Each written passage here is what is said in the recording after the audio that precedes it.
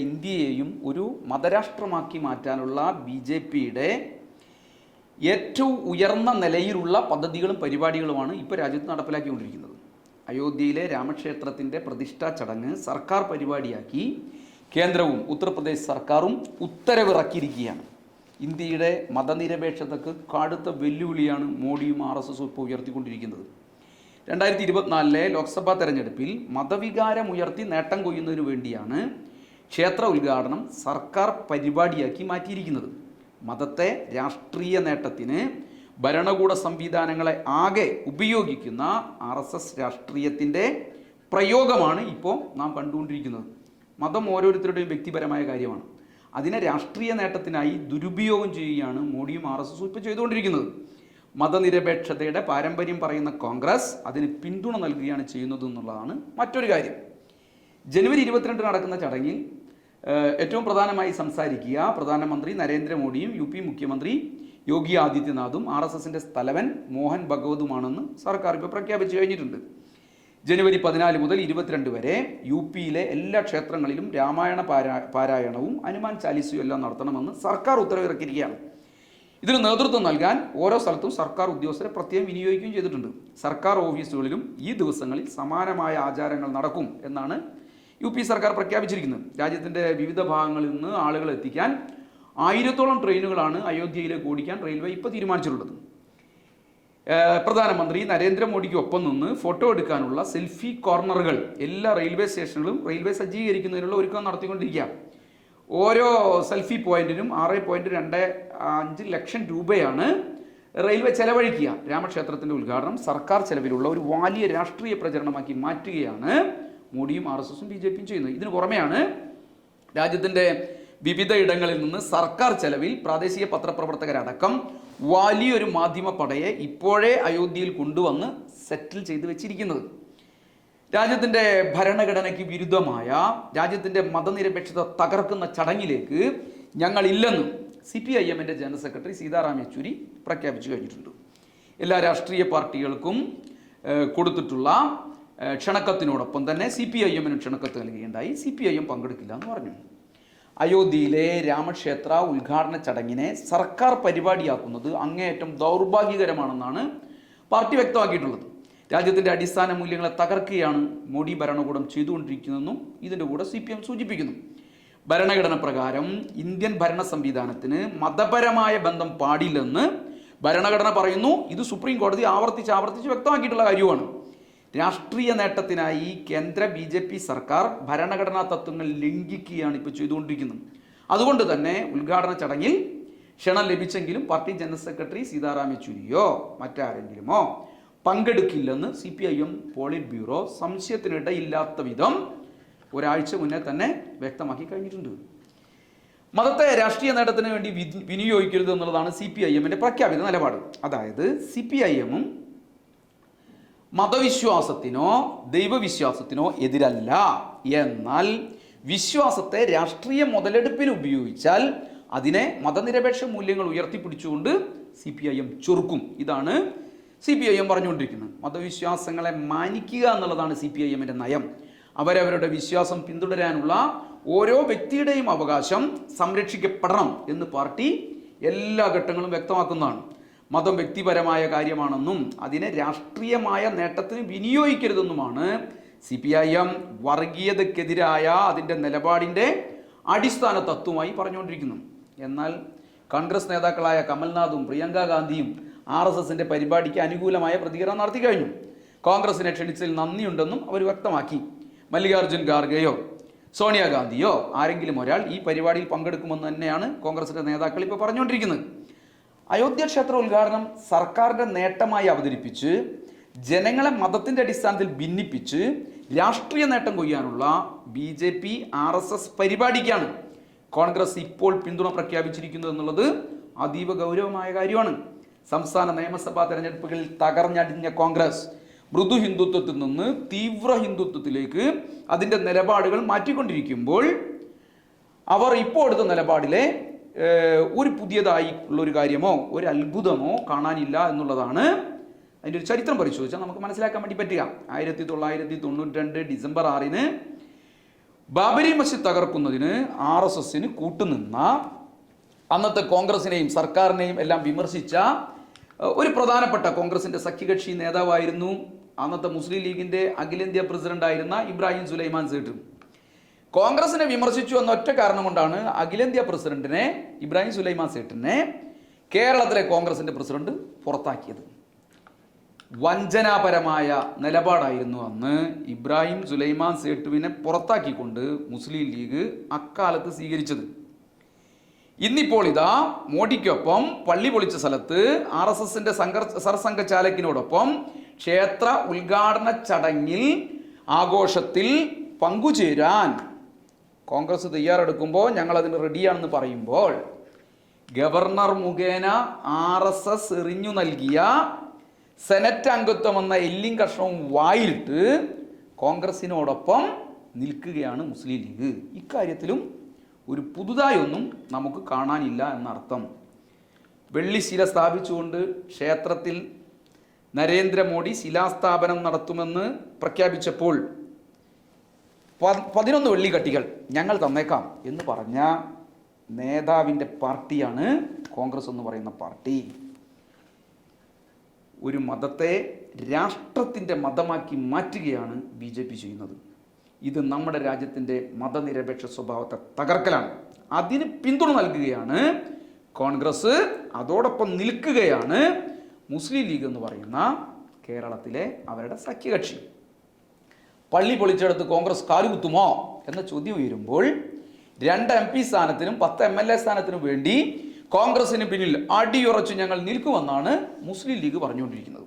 1991 തെരഞ്ഞെടുപ്പിൽ രാജ്യത്താകെ സംഘപരിവാർ ശക്തികൾ ന്യൂനപക്ഷ വേട്ട അതിഭീകരമായി നടത്തിക്കൊണ്ടിരുന്നപ്പോൾ കേരളത്തിലെ നിയമസഭാ തെരഞ്ഞെടുപ്പിൽ ബേപ്പൂർ മണ്ഡലത്തിൽ BJPയുമായി സഖ്യമുണ്ടാക്കി RSSന്റെ ഭാരതീയ വിചാര കേന്ദ്രം ഡയറക്ടർ ഡോക്ടർ മാധവൻകുട്ടിയെ വിജയിപ്പിക്കാൻ രാഷ്ട്രീയ സഖ്യമുണ്ടാക്കിയവരിൽ നിന്ന് മറ്റൊരു അത്ഭുതവും കേരളം പ്രതീക്ഷിക്കേണ്ടതില്ല.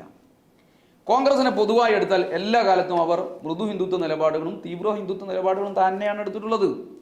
കോൺഗ്രസിന് എടുത്തു പറയാവുന്ന ഒരു ശക്തമായ മതനിരപേക്ഷ കാഴ്ചപ്പാടും ഇല്ലായിരുന്നു എന്ന് തന്നെ പറയാം. ഇതിനൊരു അപവാദമായി ഉണ്ടായിരുന്നത് ഗാന്ധിയും നെഹ്റുവും അബ്ദുൽ കലാം ആസാദും മാത്രമായിരുന്നു. അതുകൊണ്ട് തന്നെ ഗാന്ധിയെ RSS കൊന്നുകളഞ്ഞു. നെഹ്റുവിനെ ഇന്നും അധിക്ഷേപിച്ചുകൊണ്ടിരിക്കുന്നു. അബ്ദുൽ കലാം ആസാദിനെ പാഠപുസ്തകങ്ങളിൽ നിന്നെല്ലാം വെട്ടിമാറ്റുകയും ചെയ്തു. അതുകൊണ്ട് തന്നെ ഇപ്പോഴത്തെ കോൺഗ്രസ് നേതാക്കളിൽ നിന്നുണ്ടാവുന്ന പ്രതികരണങ്ങൾ പുതിയ ഒരു സംഭവമേ അല്ല എന്ന് മതനിരപേക്ഷവാദികളായ മനുഷ്യർ മനസ്സിലാക്കേണ്ടതുണ്ട്. ഇതിൻ്റെ അപ്പുറത്തുനിന്നൊന്നും ഉണ്ടാവാനും പോകുന്നില്ല എന്ന് അവർ തിരിച്ചറിയേണ്ടതുണ്ട്. 1949 ഉത്തർപ്രദേശിലെ മുഖ്യമന്ത്രിയായിരുന്ന ഗോവിന്ദ് വല്ലഭായ് പന്തിൽ നിന്ന് തുടങ്ങി 1992 ഡിസംബർ 6 നരസിംഹറാവുവിൽ ഒരു ഘട്ടം അവസാനിച്ച കോട്ടിയ കോൺഗ്രസ് വഞ്ചനയാണ് ഇന്ന് RSS പള്ളി പൊളിച്ചെടുത്ത് രാമക്ഷേത്രം ഉയരാനിടയാക്കിയത് എന്നത് നാം മറന്നുപോരുത്. ഗോവിന്ദ് വല്ലഭായ് പന്ത്, അതേപോലെ തന്നെ മുൻ പ്രധാനമന്ത്രിമാരായിരുന്ന രാജീവ് ഗാന്ധി, നരസിംഹറാവു ഉൾപ്പെടെയുള്ള നേതാക്കളുടെ അധികാരക്കൊതിയുടെയും ചതിയുടെയും വഞ്ചനയുടെയും പരിണിത ഫലമാണ് ഇന്ന് നമ്മുടെ രാജ്യം അനുഭവിക്കുന്നത് എന്നർത്ഥം. അവിടെയും ഈ പരമ്പര അവസാനിക്കുന്നില്ല. VP സിംഗ് സർക്കാരിനെ BJPക്ക് ഒപ്പം നിന്ന് അട്ടിമറിച്ചത്, പള്ളി തകർത്ത കേസിലെ പ്രതികളെ രക്ഷിക്കാൻ CBI കോടതി വിധിക്കെതിരായി അപ്പീലിൽ പോവാതിരുന്നത്, ലിബർഹാൻ കമ്മീഷൻ റിപ്പോർട്ടിന്റെ പൂർത്തി വെച്ച് RSSനെ സംരക്ഷിച്ചത്, രഞ്ജൻ ഗൊഗോയിൽ നിന്ന് പിടിച്ചു വാങ്ങിയ സുപ്രീം കോടതി വിധിയെ സ്വാഗതം ചെയ്തത്, ക്ഷേത്രശിലാസ്ഥാപനത്തിന് ക്ഷണിച്ചില്ലെന്ന് പറഞ്ഞ് ഉത്തരേന്ത്യ മുഴുവൻ ഭൂമി പൂജയും ഹനുമാൻ ചാലിസയും എല്ലാം നടത്തിയത്, ക്ഷേത്ര നിർമ്മാണത്തിന് പണവും വെള്ളിക്കട്ടികളുമെല്ലാം നൽകിയത്, ഇതെല്ലാം കോൺഗ്രസിന്റെ വഞ്ചനാപരമായ നിലപാടിന്റെ തുടർച്ചകളായിരുന്നു. ഇപ്പോഴിതാ ഇന്ത്യ എന്ന മഹത്തായ രാഷ്ട്രത്തിന്റെ മതനിരപേക്ഷതയുടെ അവസാനത്തെ ആണിക്കല്ല് തകർത്ത ബാബരി മസ്ജിദ് പൊളിച്ച സ്ഥലത്ത് ക്ഷേത്രം പണിയുന്ന ആഘോഷത്തിൽ RSS സർസംഘചാലക് മോഹൻ ഭഗവതിനും മോദിക്കുമൊപ്പം ആഹ്ലാദ നൃത്തം ചവിട്ടാൻ കോൺഗ്രസ് തയ്യാറെടുക്കുന്നത്. ഇതെല്ലാം കോൺഗ്രസ് വഞ്ചനയുടെ തുടർച്ചയാണ്. അത് തുടർന്നുകൊണ്ടേയിരിക്കുകയാണ്. സരയൂ നദിയുടെ വടക്ക് പുരാതന നഗരമായ അയോധ്യയിൽ 1528 മുഗൾ ചക്രവർത്തിയായിരുന്ന ബാബറുടെ ഗവർണർ ജനറലായിരുന്ന മിർ ബഹാക്കി പണിത പള്ളിയാണ് ബാബരി മസ്ജിദ്. 4.5 നൂറ്റാണ്ട് കാലം മുസ്ലിങ്ങൾ ആരാധന നടത്തിയ പള്ളിയാണ് ഈ പള്ളി. ഈ ബാബരി മസ്ജിദിനകത്ത് അതിക്രമിച്ചു കയറിയ 1949 ഡിസംബർ 22-ന് അബുറാം ദാസ് എന്ന ഹിന്ദു മഹാസഭ നേതാവായ സന്യാസിയുടെ നേതൃത്വത്തിലുള്ള 60ഓളം പേരടങ്ങുന്ന ക്രിമിനലുകൾ ഒരു സംഘം പള്ളിക്കകത്ത് രാമവിഗ്രഹം കൊണ്ടുപോയി പ്രതിഷ്ഠിക്കുകയായിരുന്നു. തീവ്ര ഹിന്ദുത്വ സംഘടനകളായ ഹിന്ദു മഹാസഭയും RSSൻ്റെയും അതൊക്കെ എല്ലാം സഹായത്തോടു കൂടിയായിരുന്നു, പിന്തുണയോടുകൂടിയായിരുന്നു ഈ വിഗ്രഹം അന്ന് ഒളിച്ചു കടത്തിയത്. ഇവർക്കെല്ലാ പിന്തുണയും സഹായവും എല്ലാം നൽകിയത് അന്നത്തെ ഉത്തർപ്രദേശ് പ്രവശ്യ സർക്കാരിൻ്റെ പ്രധാനമന്ത്രിയായിരുന്ന കോൺഗ്രസ് നേതാവ് ഗോവിന്ദ് വല്ലഭായ് പന്തായിരുന്നു. അന്ന് പ്രവശ്യയിലെ മുഖ്യമന്ത്രിമാരെ പ്രധാനമന്ത്രി എന്നാണ് പറയുന്നത്. വിഗ്രഹം സ്ഥാപിക്കുന്ന വിവരം ഈ പ്രവശ്യ സർക്കാരിന് വളരെ മുൻകൂട്ടി തന്നെ അറിയാമായിരുന്നു. എന്നാൽ 1992 ഡിസംബർ 6-ന് നരസിംഹറാവു ചെയ്തതുപോലെ ഗോവിന്ദ് വല്ലഭ് പന്തും ഒന്നും ചെയ്തില്ല. അദ്ദേഹം ഈ സംഭവങ്ങളെല്ലാം നടക്കുന്നതിന് വേണ്ടി കാത്തിരുന്നു. തുടർന്ന് വിഗ്രഹം അവിടെ സ്ഥാപിച്ചതിന് ശേഷം ഹൈന്ദവരും മുസ്ലിങ്ങളും എല്ലാം പള്ളിയിൽ കടക്കുന്നത് ജില്ലാ ഭരണകൂടം തടഞ്ഞു, പള്ളി പൂട്ടി. ബാബരി മസ്ജിദ് എന്ന മുസ്ലിങ്ങൾ 4.5 നൂറ്റാണ്ട് കാലം ആരാധന നടത്തിയിരുന്ന പള്ളി തർക്കമന്ദിരമായി പ്രഖ്യാപിക്കുകയും ചെയ്തു. ഇതാണ് ബാബരി മസ്ജിദിൻ്റെ ആദ്യകാലത്തെ ചരിത്രം എന്ന് പറയുന്നത്. കോൺഗ്രസ് ആയിരുന്നു ഇക്കാര്യത്തിൽ എല്ലാ സഹായങ്ങളും ഈ പറയുന്ന ഹിന്ദുത്വ സംഘടനകൾക്ക് ചെയ്തു കൊടുത്തത്. പിന്നീട് ഫൈസാബാദ് ഭരണകൂടത്തിൻ്റെ ചെലവിലാണ് അവിടെ എല്ലാ പൂജകളും നടന്നത്. 1949 ഡിസംബർ 23-ന് പള്ളിക്കകത്ത് ഈ രാമവിഗ്രഹം സ്വയംഭൂവായി വന്നു എന്നാണ് പിന്നീട് ലോകം മുഴുവൻ പ്രചരിപ്പിക്കപ്പെട്ടത്. അന്നത്തെ പ്രധാനമന്ത്രി ജവഹർലാൽ നെഹ്റുവോട് ഈ വിവരം പറഞ്ഞ വല്ലഭ് പന്തിനോട് ജവഹർലാൽ നെഹ്റു പറഞ്ഞു, ആ വിഗ്രഹങ്ങൾ സരയൂ നദിയിൽ കൊണ്ടുപോയി ഒഴുക്കാൻ വേണ്ടി പറഞ്ഞു. യഥാർത്ഥത്തിൽ ബാബരി മസ്ജിദിനകത്ത് രാമൻ്റെയും സീതയുടെയും പ്രതിമ കൊണ്ടുപോയി സ്ഥാപിച്ച് ബാബരി മസ്ജിദ് ആകെ പിടിച്ചെടുക്കുക എന്നുള്ളതായിരുന്നു ഹിന്ദുത്വ വർഗീയ സംഘടനകൾ വളരെ കൃത്യമായി പ്ലാൻ ചെയ്ത കാര്യം. ഗാന്ധി വധത്തെ തുടർന്ന് പൂർണ്ണമായും ഒറ്റപ്പെട്ട RSS കടുത്ത പ്രതിസന്ധിയാണ് ആ കാലത്ത് നേരിട്ടത്. നാഥുറാം വിനായക് ഗോഡ്സെയും നാരായൺ ആപ്തേയും തൂക്കിക്കൊന്നതോടെ പ്രതിസന്ധി കുറച്ചുകൂടി രൂക്ഷമായ ഒരു കാലമായിരുന്നു അത്. ഈ അന്തരീക്ഷത്തിൽ നിന്ന് രക്ഷപ്പെടാൻ അവർക്ക് ലഭിച്ചൊരു സുവർണാവസരമായിരുന്നു ഈ പറഞ്ഞ സംഭവങ്ങൾ. ഗോഡ്സെയും ആപ്തേയും എല്ലാം തൂക്കിലേറ്റപ്പെട്ട് കൃത്യം ഒരു 5-6 ആഴ്ച കഴിയുമ്പോൾ നടത്തിയ ബാബരി മസ്ജിദിനകത്തെ വിഗ്രഹം കടത്തൽ, അതിനെ തുടർന്നുണ്ടായിട്ടുള്ള വിവാദങ്ങൾ, പ്രശ്നങ്ങൾ, ഇതെല്ലാം ജനശ്രദ്ധ RSSന് ഇതിൽ നിന്ന് തിരിച്ചുവിടാൻ കിട്ടിയ ഒരു സുവർണാവസരമായിരുന്നു. അങ്ങനെ അതിനു വേണ്ടി ക്രിയേറ്റ് ചെയ്തെടുത്തായിരുന്നു ഈ സംഭവങ്ങൾ എന്നർത്ഥം. മതവർഗീയത ആളിക്കത്തിക്കാനും ജനശ്രദ്ധ തിരിച്ചുവിടാനും നടത്തിയ ഈ ഹിന്ദുത്വ അജണ്ടയ്ക്ക് വാതിൽ തുറന്നു കൊടുത്തതും അന്നും ഇപ്പോഴും പിൻബലം നൽകുന്നതുമെല്ലാം കോൺഗ്രസ് ആണ് എന്നുള്ളതാണ് ഇതിൻ്റെ ചരിത്രമെല്ലാം പരിശോധിച്ചാൽ നമുക്ക് മനസ്സിലാക്കാൻ വേണ്ടി പറ്റുക. നെഹ്റു അന്നെടുത്ത ചങ്കുറപ്പുള്ള നിലപാട്, ആ നിലപാടിനോട് എതിരായി നിന്നു കോൺഗ്രസ്, UP കോൺഗ്രസ് നേതൃത്വം ഒന്നടങ്കം. ഗോവിന്ദ വല്ലഭ് പന്തും അന്ന് ജില്ലാ കളക്ടറായിരുന്ന KK നായരും എല്ലാം കൂടി ചേർന്ന് പള്ളി അടച്ചുപൂട്ടുകയും തർക്കപ്രദേശമായി പ്രഖ്യാപിക്കുകയും ഒക്കെ ചെയ്തോടുകൂടിയാണ് ഇന്ത്യൻ രാഷ്ട്രീയത്തിനകത്ത് ഹിന്ദുത്വ ഭീകരതക്കകത്ത് ചുടല നൃത്തം നടത്താനുള്ള ഇന്നത്തെ എല്ലാ അവസരങ്ങളും രൂപപ്പെട്ടു വന്നത് എന്നർത്ഥം. തൻ്റെ നിർദ്ദേശം നടപ്പിലായില്ലെന്ന് കണ്ടപ്പോഴാണ് നെഹ്റു അതൊരു ദേശീയ സ്മാരകമാക്കി മാറ്റണം, അത് മതശക്തികൾക്ക് വിട്ടുകൊടുക്കരുത് എന്ന അഭിപ്രായം പ്രകടിപ്പിച്ചത്. ഇന്ന് ക്ഷേത്രത്തിൻ്റെ ഉദ്ഘാടന ചടങ്ങിന് പോകാൻ വേണ്ടി ഇങ്ങനെ റെഡിയായി നിൽക്കുന്ന കോൺഗ്രസിൻ്റെ നേതാക്കന്മാർ നെഹ്റുവിൻ്റെ ആ പാരമ്പര്യമാണ് കളഞ്ഞു കുളിക്കുന്നത് എന്നുകൂടി ഓർക്കുന്നത് നല്ലതാണ്. നെഹ്റുവിൻ്റെ നിർദ്ദേശം അന്നത്തെ കോൺഗ്രസിൻ്റെ സർക്കാർ നടപ്പിലാക്കിയിരുന്നുവെങ്കിൽ ബാബരി മസ്ജിദ് ഇന്ന് തകരില്ലായിരുന്നു. ആയിരങ്ങൾ അതിക്രൂരമായി കൊല ചെയ്യപ്പെട്ട കലാപങ്ങൾ ഉണ്ടാവുമായിരുന്നില്ല. നെഹ്റുവിൻ്റെ നിർദ്ദേശങ്ങളെ അവഗണിച്ചു തള്ളിയതാണ്, ധിക്കരിച്ചതാണ് അവിടെ ഇത്തരം സംഭവങ്ങൾക്കെല്ലാം ഇടയാവുന്ന സാഹചര്യം രൂപപ്പെടുത്തിയെടുത്തത്. നെഹ്റുവിൻ്റെ അഭിപ്രായങ്ങളെ ധിക്കരിച്ചുകൊണ്ട് അവിടെ പൂജ നടത്താനുള്ള സൗകര്യങ്ങൾ ഗോവിന്ദ് വല്ലഭ് പന്ത് ഒരുക്കി കൊടുത്തതാണ് ഈ പ്രശ്നങ്ങളുടെ എല്ലാം അടിസ്ഥാനമെന്നർത്ഥം. ജവഹർലാൽ നെഹ്റു ഉയർത്തിപ്പിടിച്ച മതനിരപേക്ഷത എന്ന മഹത്തായ സന്ദേശം തകർത്ത് ഹിന്ദുത്വ ഭീകരതയ്ക്ക് കൂട്ടുനിൽക്കുകയായിരുന്നു കോൺഗ്രസ് അന്ന് ചെയ്തതും ഇന്ന് ചെയ്തുകൊണ്ടിരിക്കുന്നു. 1949 ഡിസംബർ 26 കെ നായർ എന്ന RSS പക്ഷപാതിയായ ജില്ലാ കലക്ടർ ചീഫ് സെക്രട്ടറിക്ക് ഒരു കത്തെഴുതുന്നു. ആ കത്തിൽ പറഞ്ഞത്, ഇതിനകത്തുള്ള പള്ളിക്കകത്ത് ഇപ്പോൾ കൊണ്ടുപോയിട്ടുള്ള വിഗ്രഹം നീക്കം ചെയ്താൽ അത് വലിയ ഭരണ തകർച്ചയ്ക്കും അനിശ്ചിതത്വത്തിനും എല്ലാം കാരണമാകുമായിരുന്നു. അങ്ങനെയാണ് കോൺഗ്രസ് തർക്കസ്ഥലമാക്കി പ്രഖ്യാപിച്ച, ജില്ലാ ഭരണകൂടം തർക്കസ്ഥലമായി പ്രഖ്യാപിച്ച പള്ളിയുടെ ഭരണം ഫൈസാബാദ് മുനിസിപ്പൽ ബോർഡ് ചെയർമാൻ പ്രിയദത്ത റാമിനെ ഏൽപ്പിച്ചുകൊണ്ട് അത് പൂട്ടിയിടാൻ കോടതി അടക്കം തീരുമാനമെടുക്കുന്നത്.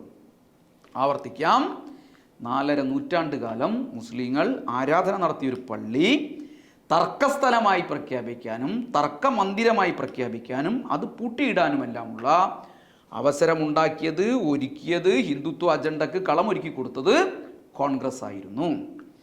കോൺഗ്രസിനകത്ത് അക്കാലത്ത് പ്രബലമായ ഒരു RSS അനുകൂല വിഭാഗം ഉണ്ടായിരുന്നു. അവരായിരുന്നു ഇതിന് പിന്നിലെല്ലാം പ്രവർത്തിച്ചത്.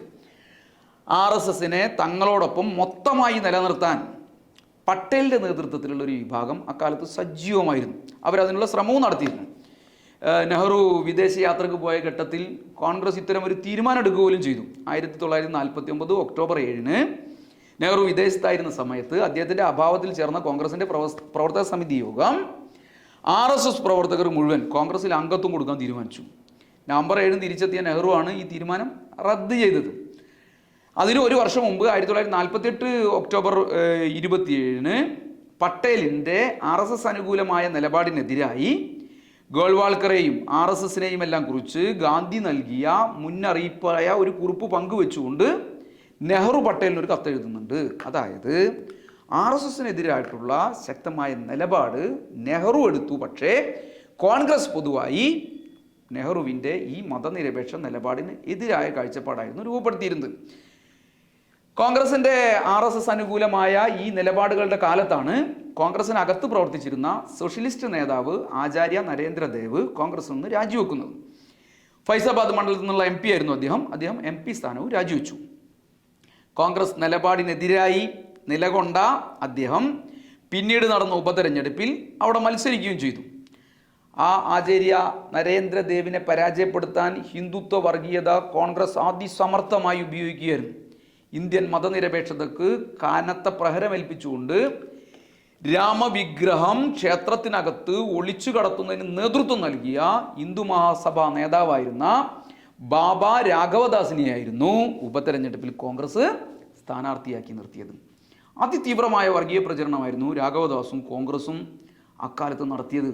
അന്നത്തെ UPയിലെ കോൺഗ്രസ് മുഖ്യമന്ത്രി ഈ പറഞ്ഞ ഗോവിന്ദ വല്ലഭ പന്തിന് അധികാരം നിലനിർത്താൻ ഹിന്ദുത്വ വർഗീയത ഇളക്കി വിട്ട് ഭൂരിപക്ഷ വർഗീയതയെ ആളിക്കത്തിക്കൽ എന്നുള്ളത് ഏറ്റവും പ്രധാനപ്പെട്ട ആവശ്യമായിരുന്നു. ആ ആവശ്യം അദ്ദേഹം വളരെ കൃത്യമായി ഈ തെരഞ്ഞെടുപ്പിൽ നടപ്പിലാക്കി. എന്നിട്ടും 1300 വോട്ടിനാണ് അവിടെ ജയിച്ചത്. എന്നാൽ ഇന്ത്യൻ രാഷ്ട്രീയത്തിലുടനീളം വലിയ പ്രത്യാഘാതങ്ങൾ ഉണ്ടാക്കിയ സംഭവങ്ങളുടെ ഒരു തുടക്കം കൂടിയായിരുന്നു കോൺഗ്രസിൻ്റെ ഈ രാഷ്ട്രീയമായ ഇടപെടൽ എന്ന് പറയുന്നത്. അന്ന് കോൺഗ്രസ് എടുത്ത നിലപാട് തന്നെയാണ് ഇന്ത്യൻ രാഷ്ട്രീയത്തിലുടനീളം കോൺഗ്രസ് സ്വീകരിച്ചു കൊണ്ടുപോയിരുന്നത് എന്ന് അതിൻ്റെ ചരിത്രം പരിശോധിച്ചാൽ നമുക്ക് മനസ്സിലാക്കാൻ വേണ്ടി പറ്റും. ഗാന്ധി വധത്തെ തുടർന്ന് നിരോധനവും ഒറ്റപ്പെടുത്തലും എല്ലാമായി RSS അതിൻ്റെ ഹിന്ദുത്വ പരിപാടിയെല്ലാം താൽക്കാലികമായി നിർത്തിവെച്ച് പിന്നോട്ട് പോകാൻ നിർബന്ധിതമായ ഒരു കാലത്താണ് കോൺഗ്രസ് സജീവമായി ഇത് ഏറ്റെടുക്കുന്നത്. ചൈനയുമായുള്ള ഒരു യുദ്ധത്തിൻ്റെ പശ്ചാത്തലത്തിൽ കേന്ദ്ര സർക്കാർ RSSനെ നേരത്തെ നിരോധിച്ചിരുന്നതിൻ്റെ നിരോധനം കോൺഗ്രസ് പിൻവലിച്ചു കൊടുത്തു. അതായത് RSS അവരുടെ പദ്ധതിയെല്ലാം നിർത്തിവെച്ചിരിക്കുകയാണ്. ധാരാളം പ്രതിസന്ധികൾ അവർ നേരിട്ടുകൊണ്ടിരിക്കുകയാണ്. ആ പ്രതിസന്ധികളിൽ നിന്ന് കരകയറാൻ കഴിയാതെ നിൽക്കുമ്പോഴാണ് കോൺഗ്രസ് ഇന്ത്യ ചൈന പ്രശ്നത്തിൻ്റെ യുദ്ധത്തിൻ്റെ പശ്ചാത്തലത്തിൽ കേന്ദ്ര സർക്കാർ RSSന്റെ നിരോധനം പിൻവലിക്കുക മാത്രമല്ല റിപ്പബ്ലിക് ദിന പരേഡിൽ RSSനെ പങ്കെടുപ്പിച്ചുകൊണ്ട് എല്ലാ മാന്യതയുടെ പരിവേഷവും ചാർത്തി നൽകിയത്.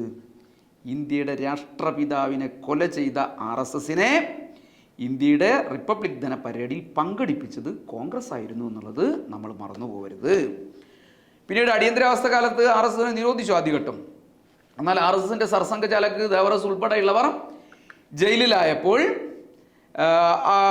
RSSന്റെ ഒരു സ്ഥിരം പരിപാടി പാദസേവ ചെയ്യൽ, ചെരുപ്പ് നക്കൽ, ഇതെല്ലാ കാര്യങ്ങളും അക്കാലത്ത് അവർ നടത്തിക്കൊണ്ടേയിരുന്നു എന്നുള്ളതാണ് ചരിത്രം രേഖപ്പെടുത്തുന്നത്.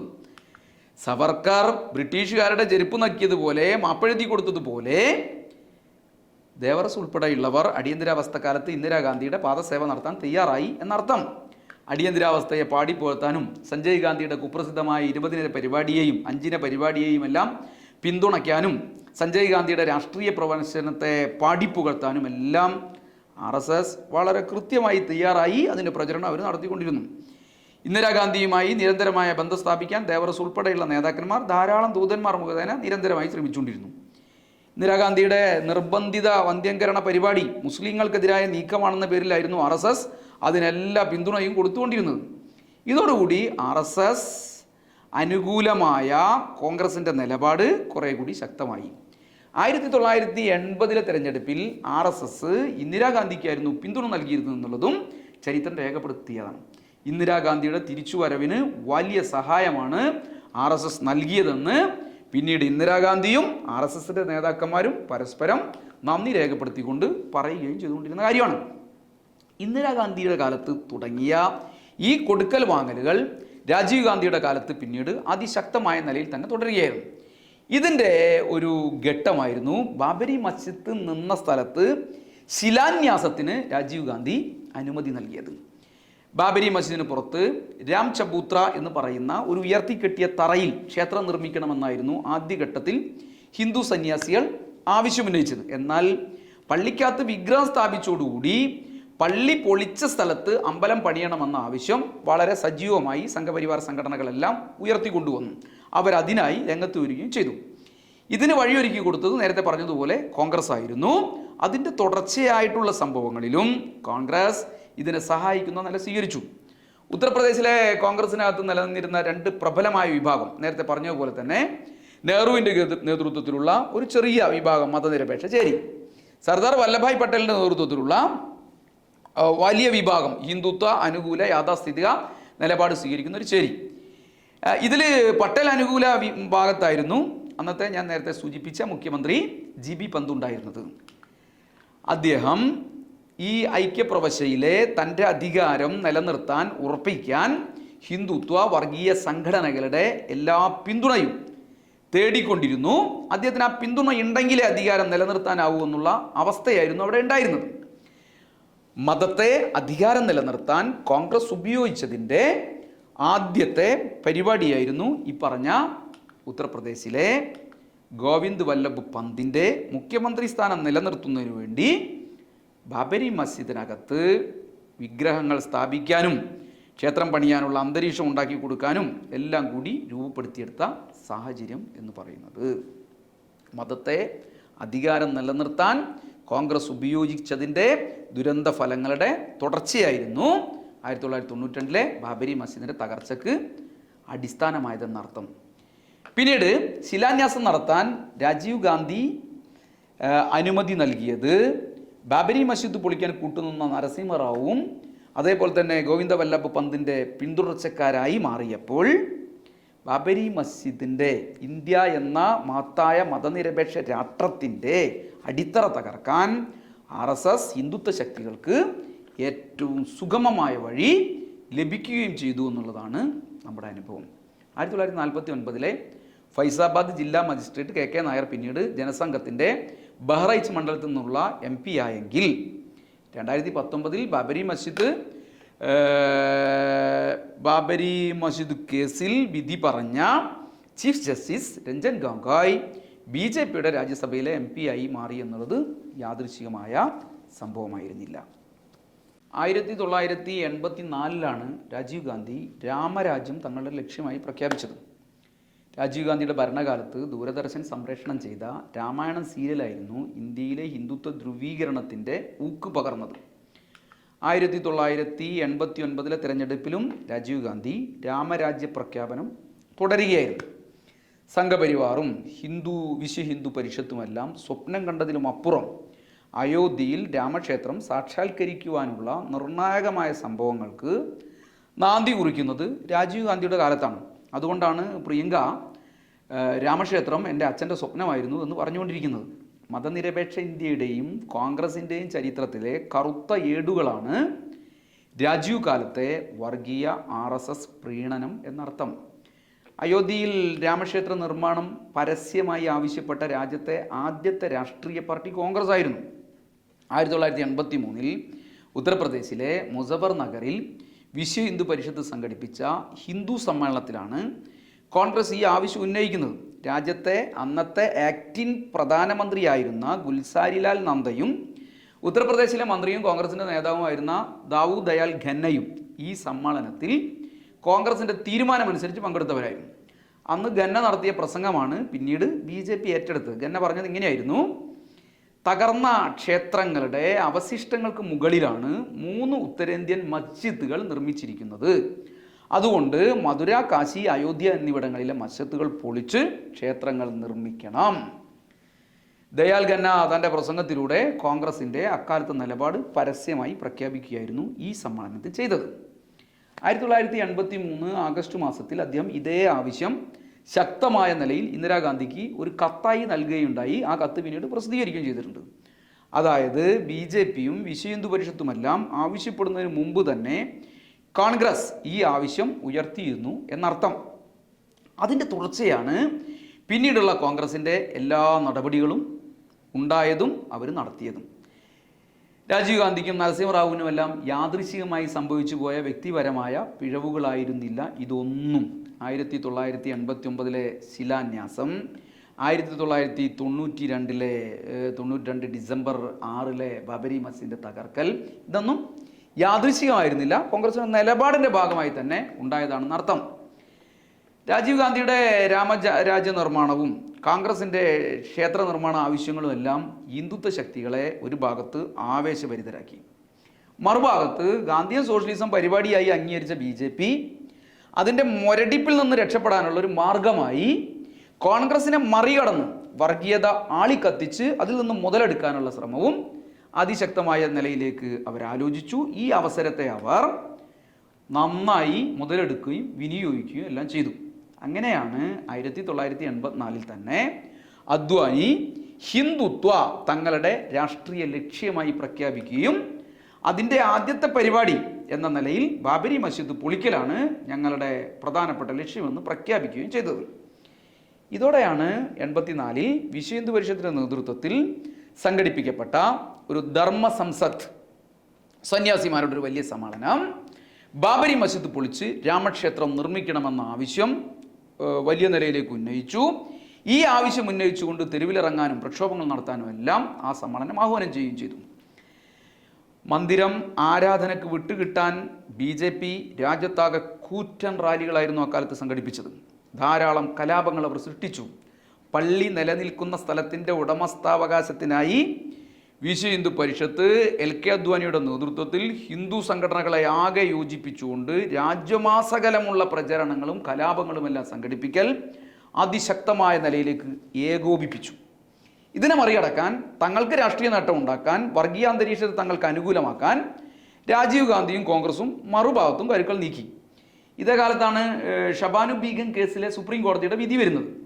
ആ വിധിയെ മറികടക്കാൻ, മതമൗലികവാദികളെ പ്രീണിപ്പിക്കാൻ കോൺഗ്രസ് പാർലമെൻറ്റിനകത്ത് ഒരു നിയമം കൊണ്ടുവന്നു, ആ സുപ്രീം കോടതി വിധിയെ മറികടക്കാൻ.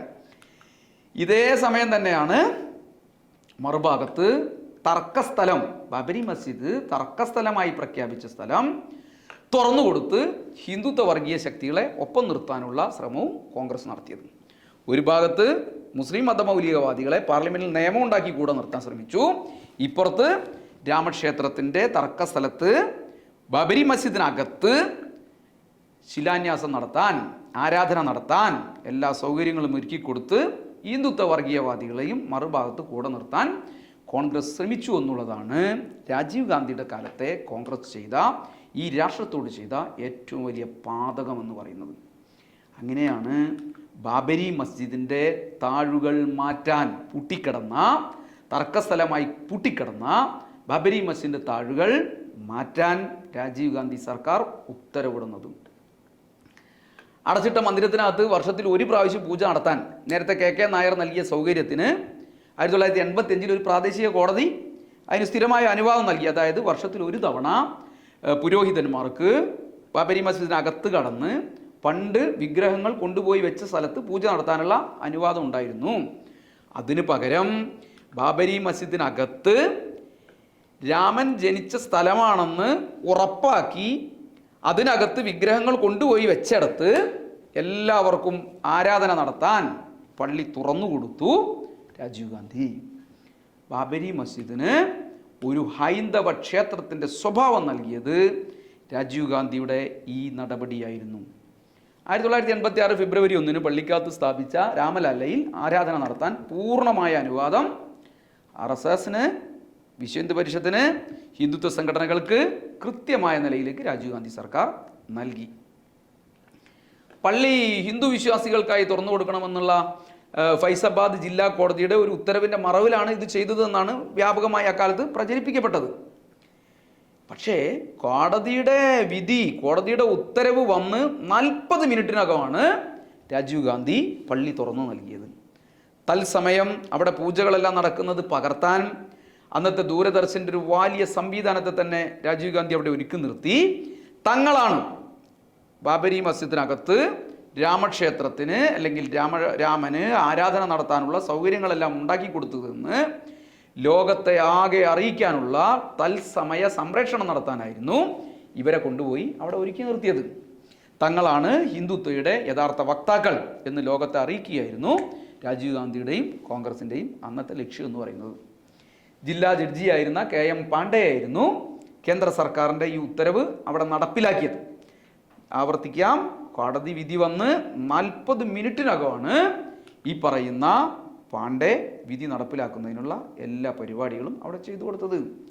അങ്ങനെയാണ് അടച്ചിട്ട തർക്കമന്ദിരം ഹിന്ദു വർഗീയവാദികൾക്ക് തുറന്നു കിട്ടിയത്, ഹിന്ദുത്വ ഭീകരർക്ക് തുറന്നു കിട്ടിയത് എന്നർത്ഥം. അതായത് 1949 RSS ഒളിച്ചു കടത്തി വിഗ്രഹങ്ങൾ സ്ഥാപിച്ചതോടെ അടച്ചിട്ട ബാബരി മസ്ജിദ് ഹിന്ദുത്വ വർഗീയ ശക്തികൾക്ക് കോൺഗ്രസ് തുറന്നു കൊടുത്തു എന്നർത്ഥം. ഇതോടെ ബാബരി മസ്ജിദ് പൊളിച്ച് തർക്കസ്ഥലത്ത് തന്നെ ക്ഷേത്രം പണിയണമെന്ന ഹിന്ദു വർഗീയ സംഘടനകളുടെ ആവശ്യം കുറേ കൂടി ശക്തമായ നിലയിലേക്ക് ഉയർന്നു വന്നു. അതോടൊപ്പം തന്നെ മുസ്ലിം സംഘടനകൾ ബാബരി മസ്ജിദ് ആക്ഷൻ കമ്മിറ്റി രൂപീകരിച്ച് ഇതിനെതിരായ പ്രവർത്തനവും നടത്താൻ തുടങ്ങി. 1992 ബാബരി മസ്ജിദ് തകർക്കുന്ന കാലത്ത് കേന്ദ്ര ആഭ്യന്തരമന്ത്രിയായിരുന്ന മാധവ് ഗോഡ്ബോളയുടെ പുസ്തകത്തിൽ ആഭ്യന്തര സെക്രട്ടറിയായിരുന്ന മാധവ് ഗോഡ്ബോളയുടെ പുസ്തകത്തിനകത്ത് രാജീവ് ഗാന്ധിയുടെ ഇക്കാര്യത്തിലുള്ള പങ്കിനെക്കുറിച്ച് വളരെ കൃത്യമായി വളരെ വിശദമായി വിവരിച്ചുകൊണ്ടിരിക്കുന്നുണ്ട്. രാജീവ് ഗാന്ധിയെ അദ്ദേഹം 2ാം കർസേവകൻ എന്നാണ് വിശേഷിപ്പിക്കുന്നത്. അദ്ദേഹത്തിൻ്റെ വിലയിരുത്തലിൽ 1ാം കർസേവകൻ രാമവിഗ്രഹം ഒളിച്ചു കടത്താൻ സഹായിച്ച KK നായരായിരുന്നു.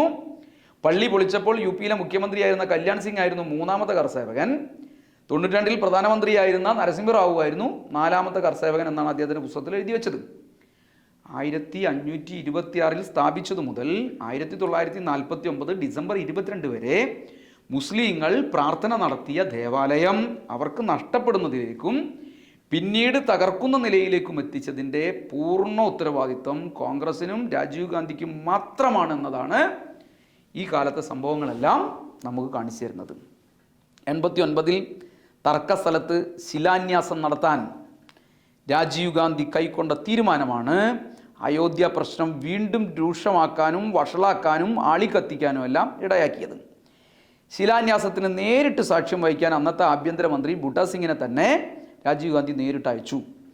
ഇതേ തുടർന്നാണ് രാമജന്മഭൂമി പ്രശ്നം രാജ്യത്തെ കത്തുന്ന ഭീകരമായ വർഗീയ തീയായി ആളിപ്പടർത്താൻ സംഘപരിവാറിന് അവസരങ്ങൾ ഒരുക്കി നൽകിയത്. മഹാനായ ജവഹർലാൽ നെഹ്റുവിൻ്റെ പാരമ്പര്യത്തെ തകർത്ത് താരിപ്പണമാക്കിയ രാജീവ് ഗാന്ധി വർഗീയ ശക്തികളെ പ്രീണിപ്പിച്ചതിൻ്റെ പാപഭാരമാണ് ഇന്നും നമ്മുടെ രാഷ്ട്രം നേരിടുന്നത്. RSSനൊപ്പം നിന്ന് ഇന്ത്യയുടെ മതനിരപേക്ഷതയെ വഞ്ചിക്കുകയായിരുന്നു കോൺഗ്രസ് അക്കാലം അത്രയും ചെയ്തുകൊണ്ടിരുന്നതും ഇപ്പോൾ ചെയ്തുകൊണ്ടിരിക്കുന്നതും. പിന്നീട് 1989 പൊതു തിരഞ്ഞെടുപ്പിന് മുന്നോടിയായി ബാബരി മസ്ജിദിൻ്റെ മതിൽക്കെട്ടിനകത്ത് രാമക്ഷേത്രത്തിന് ശിലാന്യാസം നടത്തുന്നതിന് VHPക്കും വിശ്വ ഹിന്ദു പരിഷത്തിനും അതേപോലെ തന്നെ ഹിന്ദുത്വ വർഗീയ ശക്തികൾക്കുമെല്ലാം പ്രധാനമന്ത്രി രാജീവ് ഗാന്ധി ഇതിൻ്റെ മുന്നോടിയായി കല്ലിടൽ പൂജ നടത്താൻ അനുമതി നൽകുകയുണ്ടായി.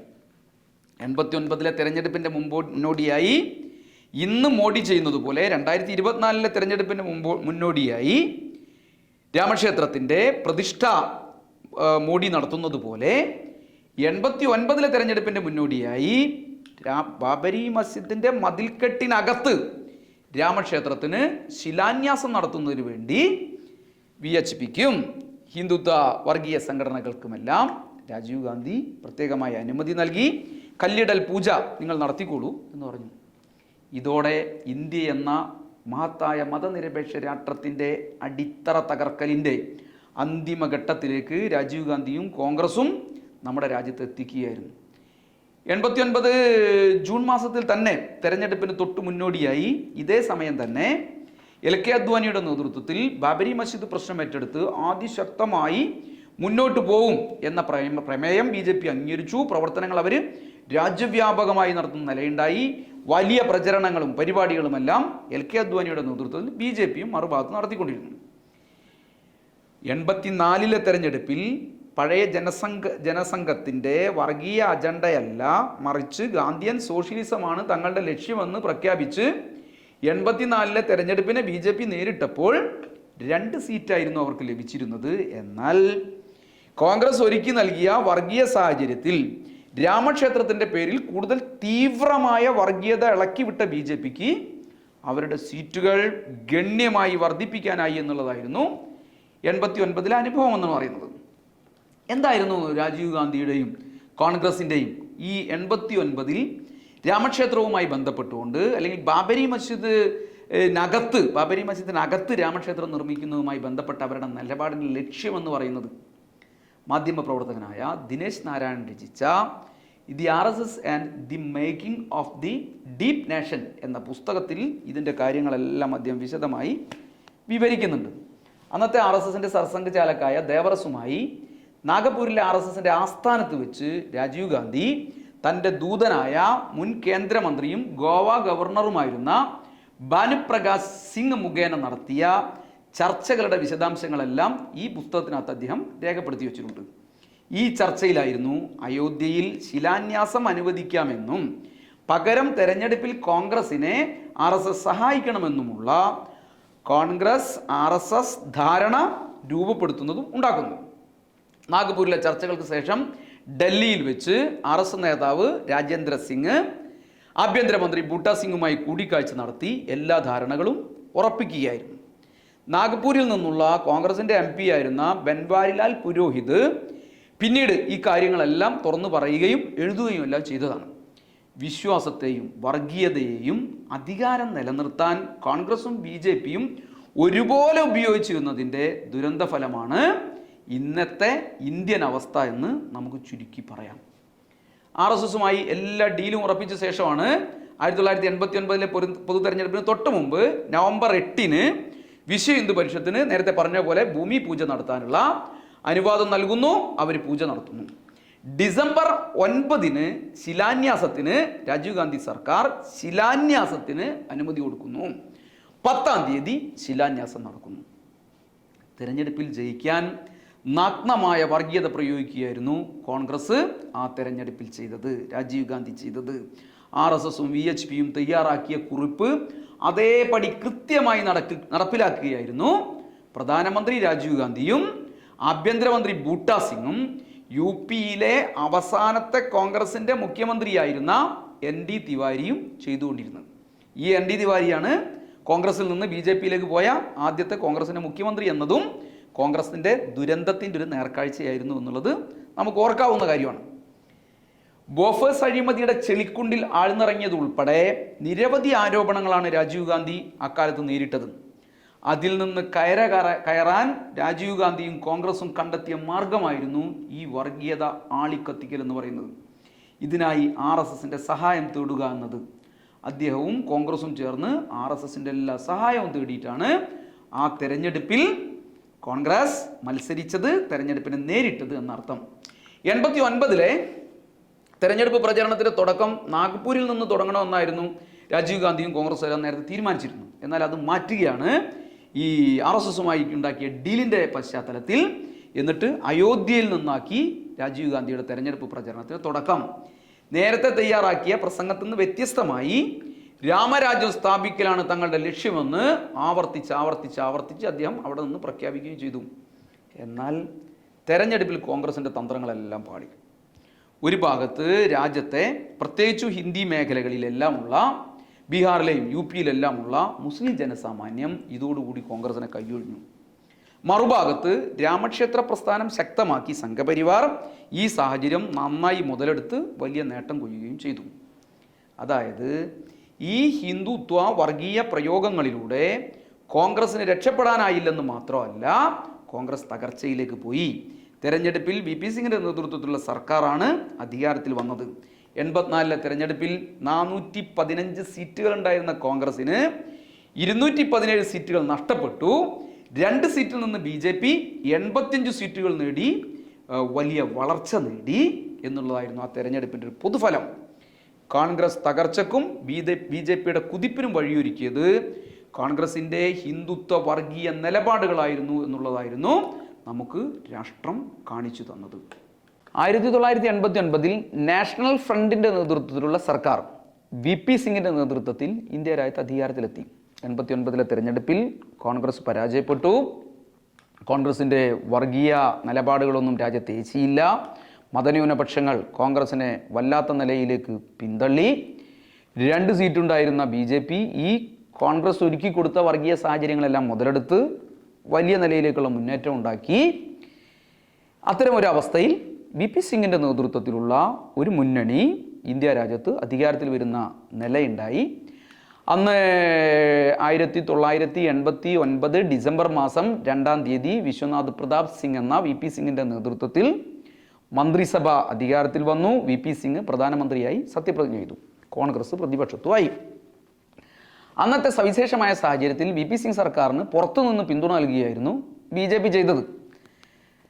BJPയും സംഘപരിവാറും ഈ ഒരു സാഹചര്യത്തെ തങ്ങളുടെ പിന്തുണയിലുള്ള ഒരു സർക്കാർ എന്നുള്ള നിലയിൽ ഈ ഒരു സാഹചര്യത്തെ ഉപയോഗപ്പെടുത്തി തങ്ങളുടെ വർഗീയ അജണ്ട അതിശക്തമായ നിലയിലേക്ക് മൂർച്ച കൂട്ടാൻ ആവശ്യമായ സംവിധാനം ഉണ്ടാക്കി. ഇതിനെ ചെറുക്കാനും മറികടക്കാനുമെല്ലാം വി.പി. സിംഗ് സർക്കാരും അതിൻ്റെ ശ്രമങ്ങൾ നടത്തി. അതിന് പിന്തുണ നൽകിയിരുന്ന ഇടതുപക്ഷം എല്ലാ പിന്തുണയും വി.പി. സിംഗിന് നൽകുകയും ചെയ്യും. അതിൻ്റെ അടിസ്ഥാനത്തിലാണ് ഇതിനെ മറികടക്കാൻ വേണ്ടി പറ്റുന്ന ഈ രാജ്യത്താകെ ഉയർത്തിക്കൊണ്ടുവന്ന വർഗീയ സാഹചര്യത്തെ മറികടക്കാൻ വേണ്ടി പറ്റാവുന്ന നിലയിലേക്ക് VP. Singh Mandal commission report നടപ്പിലാക്കാൻ തീരുമാനിച്ചത്. സ്വാഭാവികമായും അതിനെതിരായി സംഘപരിവാർ സംഘടനകളെല്ലാം തിരിഞ്ഞു. അവർ കലാപം ഉണ്ടാക്കുന്നതിനുള്ള ശ്രമങ്ങൾ നടത്തി. സംവരണ വിരുദ്ധ സമരം രാജ്യത്താകെ അലയടിപ്പിക്കുന്നതിനുള്ള ശ്രമങ്ങൾ അവർ സംഘടിതമായി നടത്തി. ഏകാത്മത യജ്ഞം എന്ന പേരിൽ VHP രാജ്യത്താകെ കലാപാന്തരീക്ഷം സൃഷ്ടിച്ചു. വിദ്യാർത്ഥി ആത്മാഹുതി ശ്രമങ്ങൾ രാജ്യവ്യാപകമായി അവർ സംഘടിപ്പിച്ചു. കലാപാന്തരീക്ഷം രാജ്യത്താകെ ഉണ്ടാവുന്ന നിലയെല്ലാം ഉണ്ടാക്കി. ഇന്ത്യയിലെ വിദ്യാഭ്യാസപരമായും സാമൂഹികമായും പിന്നോക്കം നിൽക്കുന്ന വിഭാഗങ്ങളെ തിരിച്ചറിയുക എന്ന ലക്ഷ്യത്തോടെ മൊറാർജി ദേശായി സർക്കാരിൻ്റെ കാലത്ത് 1979 ജനുവരി 1 രൂപീകരിച്ച പിന്നോക്ക വിഭാഗ കമ്മീഷനായിരുന്നു ഈ മണ്ഡൽ കമ്മീഷൻ എന്ന് പറയുന്നത്. ബീഹാറിലെ മുൻ മുഖ്യമന്ത്രിയായിരുന്ന ബിന്ദേശ്വരി പ്രസാദ് മണ്ഡലായിരുന്നു ഇതിൻ്റെ അധ്യക്ഷൻ. 1980 ഡിസംബർ മാസം 31-ാം തീയതി ഈ കമ്മീഷൻ റിപ്പോർട്ട് അന്നത്തെ രാഷ്ട്രപതിയായ ഗ്യാനി സെയിൽ സിംഗിന് അദ്ദേഹം സമർപ്പിച്ചു. പിന്നോക്ക വിഭാഗങ്ങൾക്ക് സർക്കാർ സർവീസിൽ 27% സംവരണം ഏർപ്പെടുത്തണമെന്നായിരുന്നു കമ്മീഷൻ്റെ ഏറ്റവും സുപ്രധാനമായ ശുപാർശ എന്ന് പറയുന്നത്. ഇതിനെതിരായിട്ടാണ് സംഘപരിവാർ രാജ്യവ്യാപകമായ സംവരണ വിരുദ്ധ പ്രക്ഷോഭം ആളിക്കത്തിച്ചത്. അതേസമയം തന്നെ ക്ഷേത്ര നിർമ്മാണം തുടങ്ങാൻ ശുഭസമയം VHP മറുഭാഗത്ത് പ്രഖ്യാപിക്കുകയും ചെയ്തു. ശക്തമായ നിലപാട് വി.പി. സിംഗ് സർക്കാർ എടുത്തു. വി.പി. സിംഗ് ഒരു കാരണവശാലും ഇത് അനുവദിക്കില്ല എന്ന നിലപാട് അദ്ദേഹം സ്വീകരിച്ചു. അത് തടയാൻ ആവശ്യമായ എല്ലാ സംവിധാനങ്ങളും ഉണ്ടാക്കി. അതുകൊണ്ട് തന്നെ VHPക്ക് പിന്നോട്ട് പോകേണ്ടി വന്നു. 1990 ഒക്ടോബർ 30 ക്ഷേത്ര നിർമ്മാണം പ്രഖ്യാപിക്കുമെന്ന് വീണ്ടും VHPയുടെ നേതാവ് അശോക് സിംഘാൾ പ്രഖ്യാപിച്ചു നോക്കി. പക്ഷേ അതിനെതിരായും ശക്തമായ നിലപാട് വി.പി. സിംഗിൻ്റെ നേതൃത്വത്തിലെടുത്തു. ഒക്ടോബർ 5 മുതൽ ഒരു മാസക്കാലം അദ്വാനിയുടെ നേതൃത്വത്തിൽ അക്കാലത്ത് തന്നെ രഥയാത്ര നടത്തുമെന്നും അവർ പ്രഖ്യാപിച്ചു. പക്ഷേ അത്തരം നിലപാടുകളെയെല്ലാം അതിശക്തമായ നിലയിലേക്ക് തന്നെ നേരിടുമെന്ന് വി.പി. സിംഗും രാജ്യത്തെ മതേതരവാദികളും എല്ലാം പ്രഖ്യാപിക്കുന്ന നിലയുണ്ടായി. പ്രധാനമന്ത്രിയുടെ ഒരു നിലപാടിന് പിന്നിൽ മതേതരവാദികളായ മനുഷ്യർ ഒന്നിച്ചണിതേർന്ന് RSSന്റെ ഈ നീക്കങ്ങളെ ചെറുക്കുമെന്ന് അക്കാലത്ത് പ്രഖ്യാപിച്ചു. ഒരു സോമനാഥ ക്ഷേത്രത്തിൽ നിന്ന് LK അദ്വാനിയുടെ നേതൃത്വത്തിലുള്ള രഥയാത്ര അവർ പരിപാടിയെല്ലാം തയ്യാറാക്കി. അത് തുടങ്ങാൻ വേണ്ടി പറ്റാവുന്ന നിലയിലേക്കുള്ള പ്രവർത്തനങ്ങളെല്ലാം RSSഉം അതേപോലെ തന്നെ വിശ്വ ഹിന്ദു പരിഷത്തും അതിൻ്റെ പ്രവർത്തനങ്ങളെല്ലാം ഒരു പരിപാടിയെല്ലാം പ്ലാൻ ചെയ്തു വെച്ചു.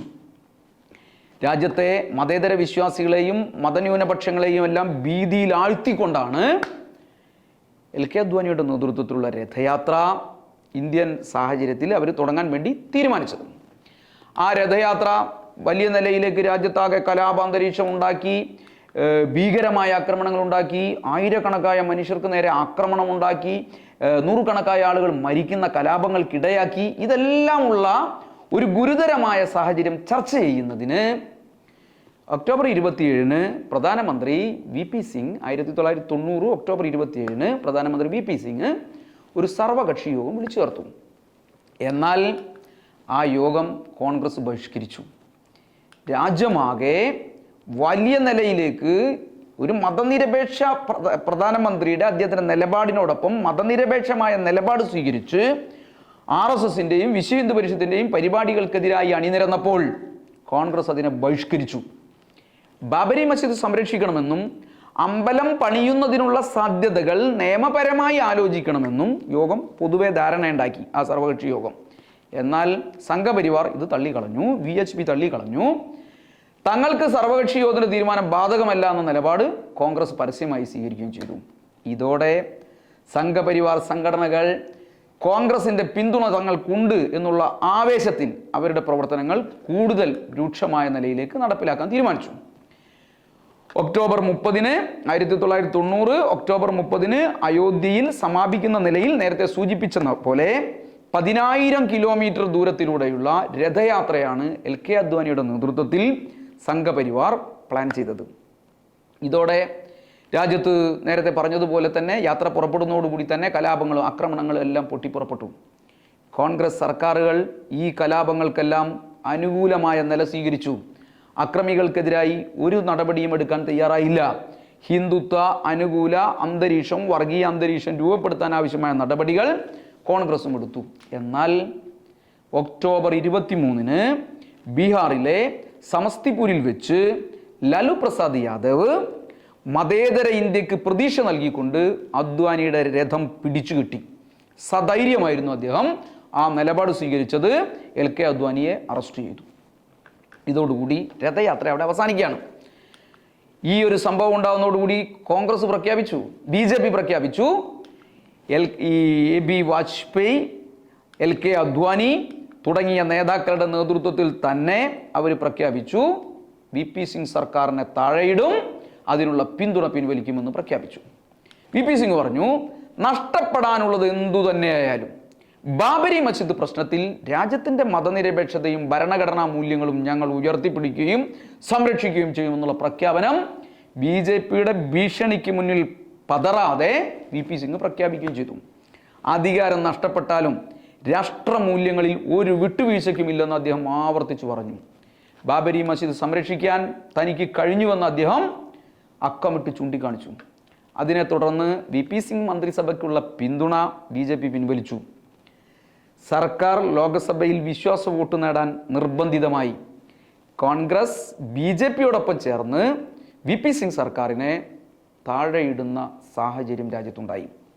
BJPയുടെ ഭീഷണിക്ക് മുന്നിൽ വഴങ്ങാതെ മഹത്തായ നമ്മുടെ രാഷ്ട്രത്തിൻ്റെ അടിസ്ഥാന മൂല്യമായ മതനിരപേക്ഷത സംരക്ഷിക്കുമെന്ന് പ്രഖ്യാപിച്ച സംഘപരിവാർ ശക്തികൾക്കെതിരെ ശക്തമായ നിലപാട് സ്വീകരിച്ച VP സിംഗ് സർക്കാരിനെ സംരക്ഷിക്കുന്നതിന് പകരം BJPയോടൊപ്പം ചേരുകയായിരുന്നു 1990 കോൺഗ്രസ് ചെയ്തത്. വിശ്വാസ പ്രമേയത്തിൻ്റെ മേൽ നടന്ന ചർച്ചയിൽ VP സിംഗ് ചോദിച്ച ചോദ്യം, ഏതു തരത്തിലുള്ള ഇന്ത്യയാണ് നിങ്ങൾക്ക് ആവശ്യം? മതനിരപേക്ഷ ഭാരതമാണോ അതോ മതരാഷ്ട്രമാണോ വേണ്ടത്? ആ ചോദ്യത്തിന് മുന്നിൽ മറുപടി പറയാതെ കോൺഗ്രസ് മതനിരപേക്ഷ ഭാരതത്തെ വഞ്ചിക്കുകയായിരുന്നു, തകർക്കുകയായിരുന്നു BJPയോടൊപ്പം ചേർന്നു നിന്നുകൊണ്ട്. BJPക്കും RSSനും കൂടുതൽ തീവ്രമായ നിലയിലേക്ക് അവരുടെ കലാപശ്രമങ്ങൾ വിപുലപ്പെടുത്താനുള്ള സൗകര്യം ഒരുക്കിക്കൊടുത്ത് മതേതര ഇന്ത്യയെ വീണ്ടും വീണ്ടും വീണ്ടും കോൺഗ്രസ് വഞ്ചിക്കുകയായിരുന്നു. 1990 നവംബർ 10 പാർലമെന്റിലെ വിശ്വാസ വോട്ടെടുപ്പിൽ 346 വോട്ടുകൾ കോൺഗ്രസും BJPയും കൂടി ചേർന്ന് VP സിംഗ് സർക്കാരിനെതിരായി ഒന്നിച്ചു ചെയ്തു കൊടുത്തു. ഇടതുപക്ഷത്തിൻ്റെയും ജനതാദളിലെ ഒരു വിഭാഗത്തിൻ്റെയും എല്ലാം വോട്ടുകളടക്കം 142 വോട്ടാണ് VP സിംഗ് സർക്കാരിന് ലഭിച്ചത്. അന്നു തന്നെ അദ്ദേഹം രാജിവെച്ചൊഴിഞ്ഞു. ഒരു ചെറിയ കാലയളവിലാണെങ്കിലും ഇന്ത്യയുടെ പ്രധാനമന്ത്രിയായി നിന്ന സമയത്ത് ഈ രാജ്യത്തിൻ്റെ മതനിരപേക്ഷതയെ കോൺഗ്രസ് ദീർഘകാലം ഭരിച്ച് ഈ രാജ്യത്തെ മതനിരപേക്ഷയും മതേതര സ്വഭാവവും എല്ലാം തകർക്കാൻ RSSനൊപ്പം ചേർന്ന് നടത്തിയ ശ്രമങ്ങളെ ഒരു ചെറിയ കാലയളവിലാണെങ്കിലും ധീരമായ നിലയിൽ VP സിംഗിൻ്റെ സർക്കാർ നേരിട്ടു. അത് പറഞ്ഞുകൊണ്ട് തന്നെയാണ് അദ്ദേഹം രാജിവെച്ചൊഴിഞ്ഞതും. എൻ്റെ കാലയളവിൽ ഈ രാജ്യത്തിൻ്റെ മതനിരപേക്ഷത സംരക്ഷിക്കാൻ, ബാബരി മസ്ജിദിനെ സംരക്ഷിക്കാൻ എനിക്ക് കഴിഞ്ഞു എന്നതിൽ ഞാൻ അഭിമാനിക്കുന്നു എന്ന് പറഞ്ഞിട്ടാണ് രാജിവെച്ചൊഴിഞ്ഞത്. ഇതിനെ തുടർന്ന് 64 MLAമാരുമായി കോൺഗ്രസിൻ്റെ സഹായത്തോടുകൂടി ജനതാദളിനെ ചന്ദ്രശേഖർ പിളർത്തി സമാജ്വാദി ജനതാ പാർട്ടി എന്ന് പറയുന്ന ഒരു പാർട്ടി രൂപീകരിച്ചു.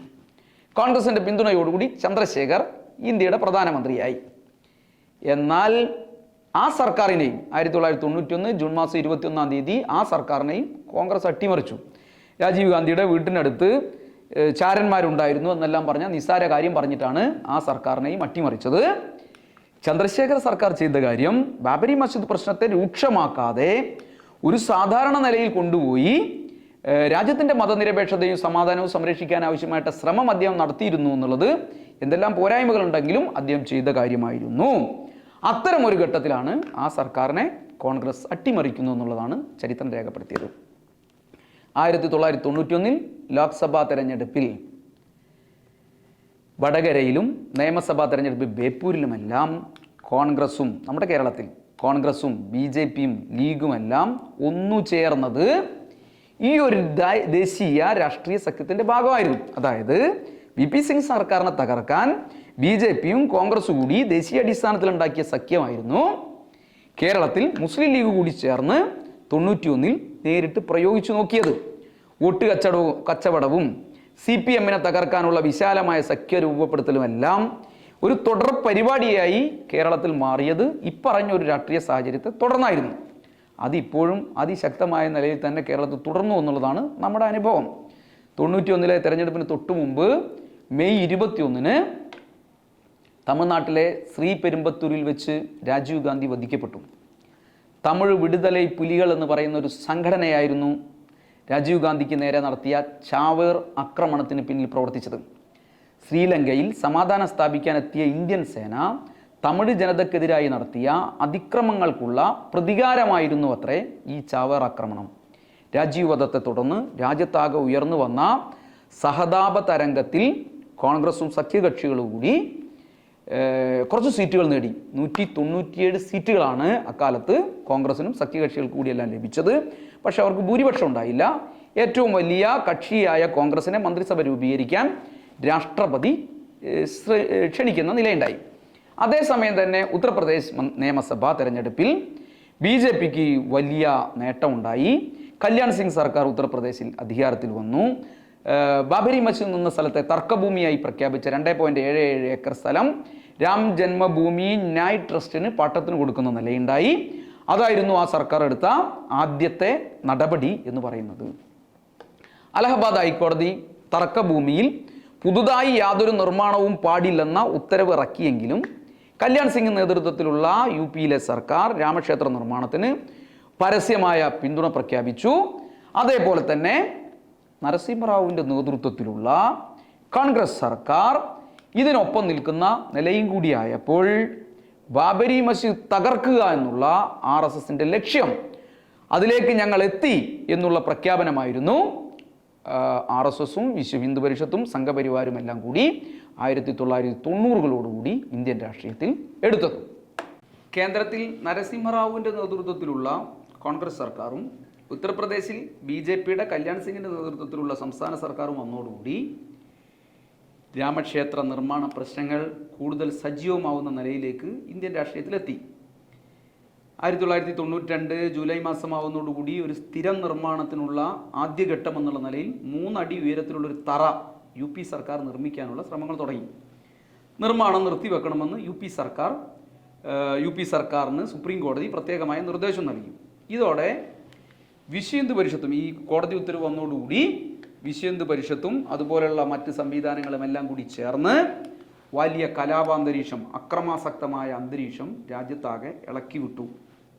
രാമക്ഷേത്രം നിർമ്മിക്കൽ ഞങ്ങളുടെ ലക്ഷ്യമാണ്, അതിന് കോടതി തടസ്സം നിൽക്കുന്നു, ഹിന്ദുക്കളുടെ അവകാശമാണ് എന്നെല്ലാം പറഞ്ഞിട്ടുള്ള വലിയ പ്രചരണങ്ങളായിരുന്നു അവർ സംഘടിപ്പിച്ചത്. കോടതിയുടെ വിധിയോടുകൂടി അക്രമാസക്തമായ നിലയിലേക്കുള്ള കലാപങ്ങൾ രാജ്യവ്യാപകമായി ഇവർ അഴിച്ചുവിടുന്ന നിലയുണ്ടായി. ഡിസംബർ 6-ന് രണ്ടാം ഘട്ട കർസേവ നടത്തുമെന്ന് 1992 ഡിസംബർ 6-ന് രണ്ടാം ഘട്ട കർസേവ നടത്തുമെന്ന് വിശ്വ ഹിന്ദു പരിഷത്ത് മറുഭാഗത്ത് പ്രഖ്യാപിക്കുകയും ചെയ്തു. രാജ്യം നേരിടുന്ന ഗുരുതരമായ സാഹചര്യം ചർച്ച ചെയ്യാൻ നവംബർ 23-ന് ദേശീയോദ്ഗ്രഥന സമിതി, അതിൻ്റെ ഒരു കൗൺസിൽ, ദേശീയോദ്ഗ്രഥന കൗൺസിൽ യോഗം ഗവൺമെൻറ് കേന്ദ്ര സർക്കാർ വിളിച്ചു ചേർത്തു. ഗൗരവമായ ചർച്ച ഇതുമായി ബന്ധപ്പെട്ടുകൊണ്ട്, രാജ്യത്തെ സാഹചര്യങ്ങളുമായി ബന്ധപ്പെട്ടുകൊണ്ട് നടത്തി.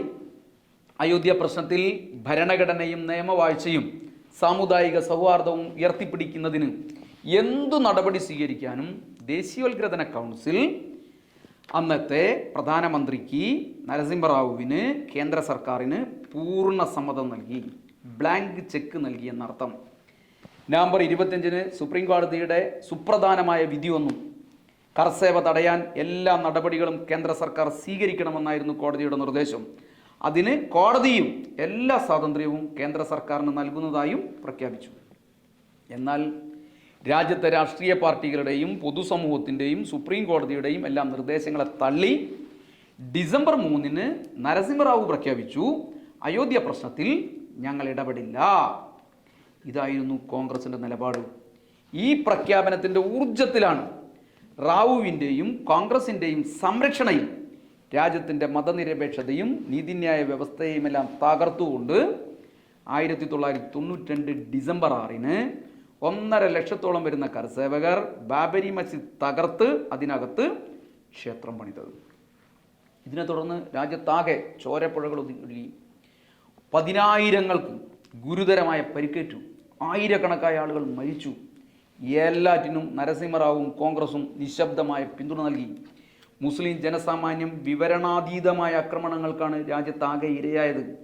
ആയിരങ്ങൾ ജനിച്ച ഭൂമിയിൽ നിന്ന്, ജന്മനാട്ടിൽ നിന്ന് അട്ടിയോടിക്കപ്പെട്ടവർക്ക് ഒരു സംരക്ഷണവും ഉണ്ടായില്ല. പരിക്കേറ്റവർക്ക് ഒരു ചികിത്സയും നൽകാൻ കേന്ദ്ര സർക്കാരോ കോൺഗ്രസ് ഭരിക്കുന്ന സംസ്ഥാനങ്ങളിലെ സംസ്ഥാന സർക്കാരുകളോ ഒന്നും തയ്യാറായില്ല. ഇതെല്ലാം മുസ്ലിം ജനസാമാന്യത്തിനിടയിൽ വലിയ അരക്ഷിതാവസ്ഥയാണ് സൃഷ്ടിച്ചത്. അവരിൽ അകൽച്ചയും പ്രതികാരവാഴ്ചയും എല്ലാം ഈ സാഹചര്യത്തിൽ രൂപപ്പെട്ടു വന്നു. ഈ അരക്ഷിതാവസ്ഥയിൽ നിന്നാണ് ഒരു വിഭാഗം മുസ്ലിങ്ങളിൽ തിരിച്ചടിക്കാനുള്ള പ്രവണത രൂപപ്പെട്ടു വരുന്നത്. അവർ തീവ്രവാദത്തിൻ്റെ പാതയിലേക്ക് നീങ്ങുന്നത് ഇത്തരമൊരു ഗുരുതരമായ രാഷ്ട്രീയ സാഹചര്യത്തിലായിരുന്നു എന്നുള്ളത് നമ്മൾ കാണണം.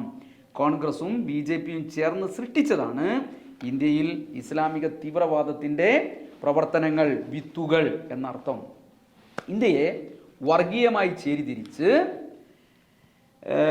ഇന്ത്യ രാജ്യത്തെ സംബന്ധിച്ച് ഉള്ള തങ്ങളുടെ താല്പര്യം, തങ്ങളുടെ പരിപാടി, സവർക്കർ തയ്യാറാക്കിയ പരിപാടി തങ്ങളുടെ പരിപാടിയെ അംഗീകരിക്കുകയും ഹിന്ദുത്വ പ്രോജക്റ്റ്, ഹിന്ദുത്വ പദ്ധതി കൃത്യമായ ലക്ഷ്യത്തോടുകൂടി പരിപാടിയോടുകൂടി നടപ്പിലാക്കാൻ RSS തയ്യാറാക്കി വെച്ച പരിപാടിയും എല്ലാം കൂടി ചേർന്നതായിരുന്നു ഈ പറയുന്ന സാഹചര്യമെല്ലാം.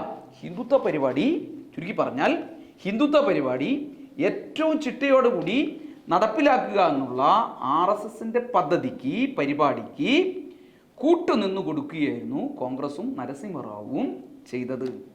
ജനാധിപത്യവും മതനിരപേക്ഷതയും തകർത്തുകൊണ്ട് ഇന്ത്യയെ ഒരു സവർണ ഹൈന്ദവ രാഷ്ട്രമാക്കി മാറ്റുക എന്നുള്ള ഫാസിസ്റ്റ് അജണ്ടയിലേക്കുള്ള ഏറ്റവും പ്രധാനമായ ദീർഘകാലത്തേക്കുള്ള ആസൂത്രണത്തിലെ നിർണായകമായ പദ്ധതിയായിരുന്നു ബാബരി മസ്ജിദ് തകർക്കൽ. അതിന് കൂട്ടുനിന്ന് കൊടുക്കുകയായിരുന്നു കോൺഗ്രസ് ചെയ്തത് എന്നർത്ഥം. ഏതെങ്കിലും ഒരു വൈകാരികതയിൽ നിന്ന് ഉയർന്നു വന്നതായിരുന്നില്ല ബാബരി മസ്ജിദ് തകർക്കൽ. മറിച്ച് വർഷങ്ങൾ നീണ്ടുനിന്ന തയ്യാറെടുപ്പുകൾ, പ്രചരണങ്ങൾ, കലാപങ്ങൾ, കൃത്യമായ പരിപാടികൾ എന്നിവയ്ക്കെല്ലാം ശേഷം ഭരണഘടനക്കും പരമോന്നത നീതിപീഠം സുപ്രീം കോടതി വിധിക്കും എല്ലാം എതിരാണെന്ന് അറിഞ്ഞുകൊണ്ട് തന്നെ LK അദ്വാനിയുടെ നേതൃത്വത്തിൽ നടന്ന ഭീകര പ്രവർത്തനമായിരുന്നു ബാബരി മസ്ജിദ് തകർക്കൽ. മസ്ജിദ് തകർത്തെടുത്ത് ക്ഷേത്രം നിർമ്മിക്കാനുള്ള മുന്നുപാധി പരിപാടി RSS നേരത്തെ തയ്യാറാക്കി വെച്ചിരുന്നു. അതായത് BJPയുടെ നേതാവ് മുരളി മനോഹർ ജോഷി പറഞ്ഞതുപോലെ ക്ഷേത്ര നിർമ്മാണത്തിനുള്ള മുന്നുപാധിയാണ് ബാബരി മസ്ജിദ് തകർക്കൽ എന്ന് അദ്ദേഹം ആ ഘട്ടത്തിൽ തന്നെ പ്രഖ്യാപിച്ചു.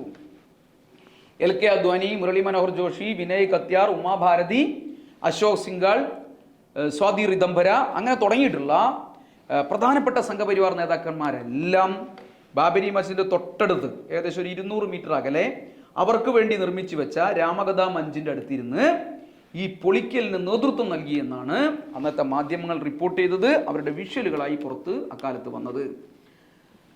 അവർ അന്ന് ഇപ്പറയുന്ന ബാബരി മസ്ജിദിനടുത്തിരുന്ന് അവർ കോൺഗ്രസിന്റെ സംരക്ഷണയിൽ അവിടെ ഇരുന്ന് ആക്രോശിച്ചത് യേ തോ കേവൽ ജാൻകി ഹേ കാശി മധുര ബാക്കി ഹേ, അയോധ്യ തുടക്കം മാത്രമാണ്, ഇത് തുടക്കം മാത്രമാണ്, അടുത്തത് കാശിയും മധുരയുമാണ് എന്നായിരുന്നു.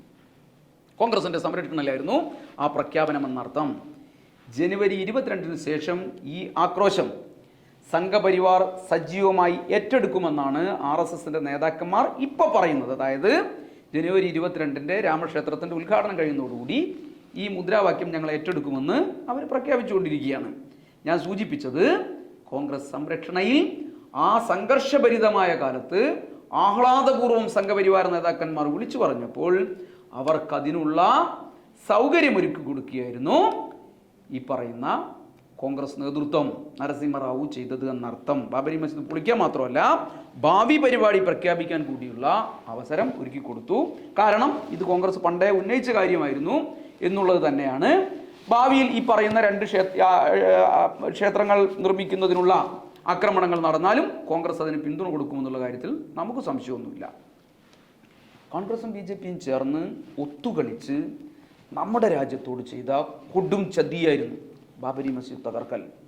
പള്ളി സംരക്ഷിക്കാൻ പോലീസിനെയും സുരക്ഷാ സേനയെയും എല്ലാം വ്യാപകമായി വിന്യസിച്ചുവെങ്കിലും പള്ളിയുടെ അവസാനത്തെ കല്ലും തകർക്കുന്നത് വരെ ഒരക്ഷരം ഇന്ത്യയുടെ പ്രധാനമന്ത്രി കോൺഗ്രസ് നേതാവ് നരസിംഹറാവുവും കോൺഗ്രസ് നേതാക്കളും ഒന്നും മിണ്ടിയില്ല. ഹിന്ദുസ്ഥാൻ രാമന്റെ മക്കൾക്കുള്ളതാണ്.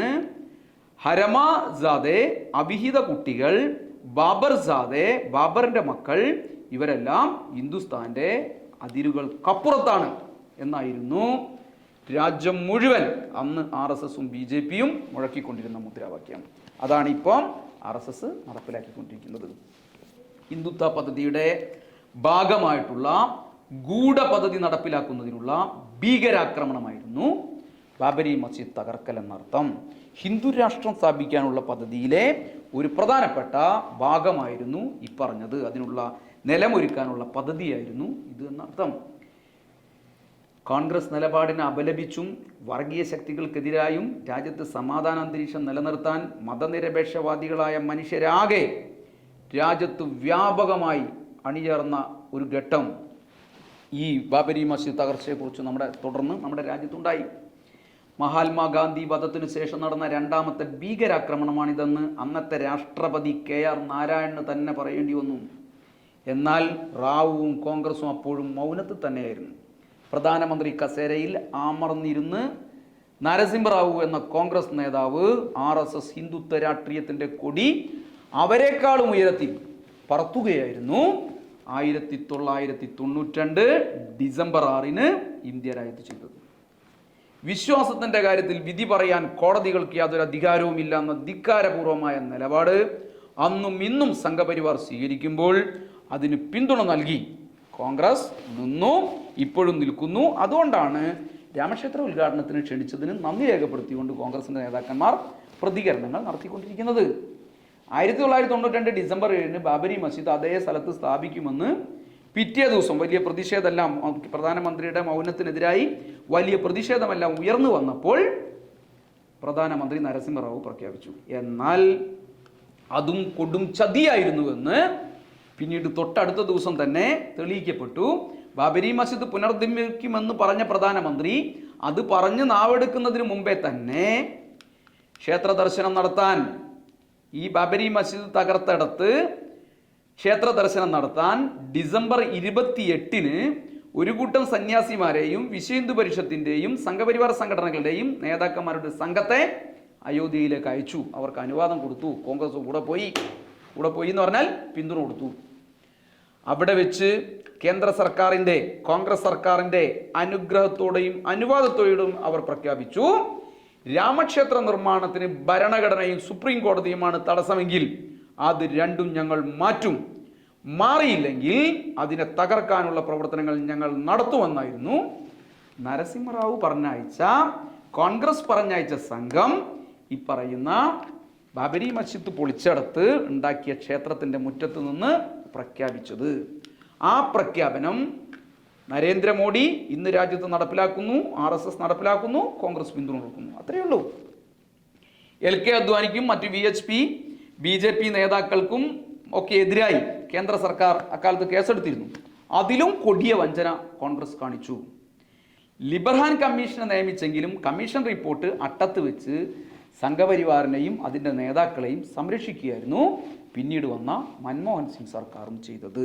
അതായത് ഇന്ത്യ രാജ്യത്തിൻ്റെ മതനിരപേക്ഷതയെ സംരക്ഷിക്കുന്നതിൽ കൊടിയ വഞ്ചനയാണ് കോൺഗ്രസ് ഇക്കാലം അത്രയും നടത്തിയത്. അതിനുശേഷമുള്ള ബാബരി മസ്ജിദ് തകർക്കപ്പെട്ടതിന് ശേഷം നരസിംഹറാവു അധികാരത്തിൽ നിന്ന് പോയതിനു ശേഷമുള്ള കാലത്തും ആ വഞ്ചന അവർ തുടർന്നു, ഇപ്പോഴും തുടർന്നുകൊണ്ടിരിക്കുന്നു എന്നുള്ളതാണ് നമ്മുടെ അനുഭവം എന്ന് പറയുന്നത്.